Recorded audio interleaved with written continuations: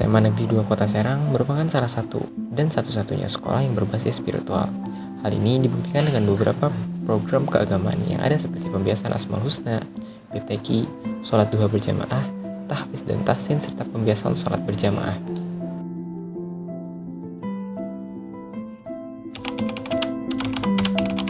Dulu kita tuh pernah menjadi sekolah yang berkarakter ya. Berkarakter artinya karakter itu memang di SMA 2 lebih didahulukan daripada peningkatan secara akademik ya. Waktu Pak Denny mungkin kalau nggak salah ya, karena kan ibu di sini waktu Pak Denny. Nah, oleh karena itu untuk membentuk suatu karakter itu kan berarti diperlukan langkah-langkah yang apa saja yang akan kita lakukan ya, agar karakter itu betul-betul menjadi ciri khas anak-anak SMA 2, terutama mungkin lulusannya, gimana nanti kan sesuai dengan visi dan misi yang ada di SMA 2 itu sendiri. Kalau untuk program yang sudah dilaksanakan sekarang, kalau cukup belum, karena masih banyak hal-hal yang perlu lebih ditingkatkan lagi ya.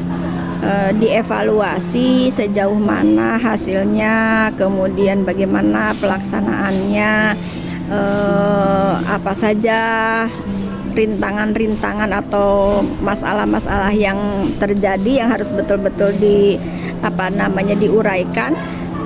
Maka kemudian dicari jalan keluarnya, Mas Dumi ya. Nah itu ada juga sih beberapa yang program yang menurut Umi sih belum belum maksimal kita laksanakan, seperti contohnya sholat berjamaah ya. Berjamaah kalau bagian laki-laki mah ya aja jamaahnya udah bagus ya. Dan yang perempuan nggak ada seperberapanya itu baru terlaksana ya. Nah itu kan perlu ditingkatkan ya. Tentunya semua itu perlu kesadaran yang tinggi dari siswanya. Nah, tugas guru itu bagaimana siswa menyadari bahwa sholat berjamaah itu yang perempuan nih Umi khususnya, yaitu betul-betul sesuatu yang harus kita laksanakan, kemudian menjadi sebuah kebutuhan, sehingga kan kalau udah butuh orang kan nggak perlu digebrak-gebrak lagi gitu kan, langsung aja. Nah itu hal yang perlu ditingkatkan dan harus dievaluasi. Sekolah SMA Negeri 2 Kota Serang yang berbasis spiritual ini sangat bagus sekali, karena belum ada sekolah-sekolah di Serang ini yang berbasiskan spiritual. Dampaknya bagi siswa, terutama yang muslim, mereka semua akan menjadi sangat disiplin terhadap agamanya, karena kita di sholat zuhur itu benar-benar dipaksakan, dipanggil satu-satu per kelas dan diwajibkan banget.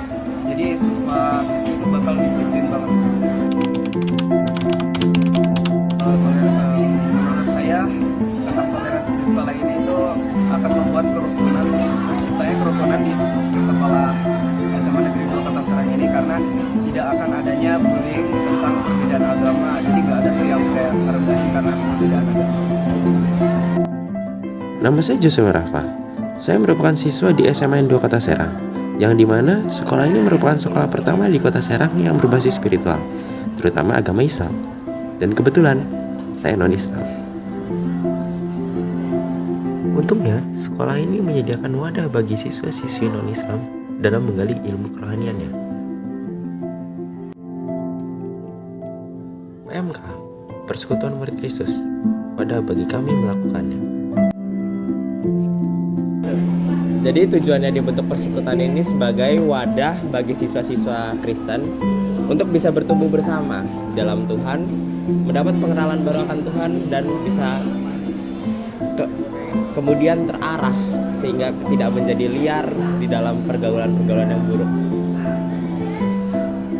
Misi kami yaitu membentuk siswa yang berakar, berbuah, dan bertumbuh dalam iman kepada Kristus. Dalam penerapannya kami melakukan beberapa kegiatan mingguan, yaitu ada persekutuan doa dan juga ibadah rutin setiap hari Jumat.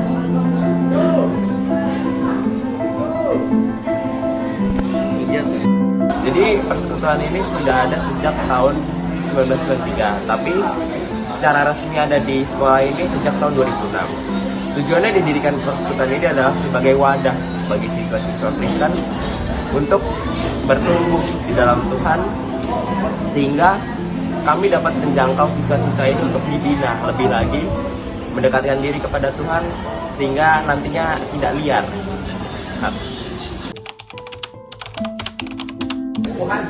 Persekutuan ini kan sifatnya pembinaan kerohanian ya. Sementara anak sekolah belajar berilmu.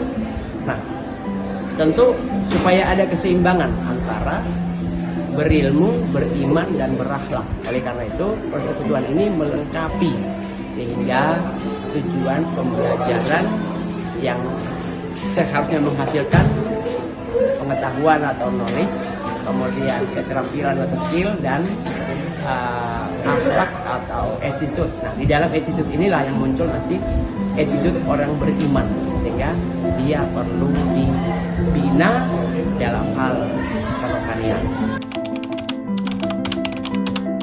Pertama sekali saya melihat bahwa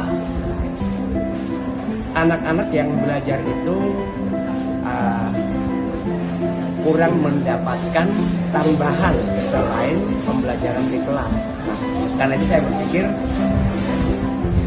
di sela-sela waktu mereka belajar di kelas, dan berhubung juga yang Islam kan ada tausiah di lapangan, maka yang Kristen atau yang non-Islam dikumpulkan di kelas lalu dibina supaya mereka juga mendapatkan pembinaan kerohanian yang sama, jadi berkeadilan seperti harapan bangsa ini. Baik, setelah didirikan kan berikutnya diakui dan diakomodir oleh sekolah masuk dalam ekskul, maka harapannya satu, siswanya bisa membuat programnya sendiri. Kemudian mereka memiliki pemahaman tentang kerohanian, memiliki sikap dalam melakukan, sehingga di dalam kehidupan bermasyarakat mereka memiliki sikap atau harapan yang diinginkan masyarakat. Mereka bisa peduli dengan orang, bisa memiliki keyakinan akan adanya Tuhan, sehingga mereka tidak mudah putus asa, tidak mudah goyah. Dengan begitu mereka akan menjadi siswa yang militan dalam belajar, militan dalam menghadapi tantangan, dan militan untuk melihat masa depannya. Tidak ada kurang. Terima kasih.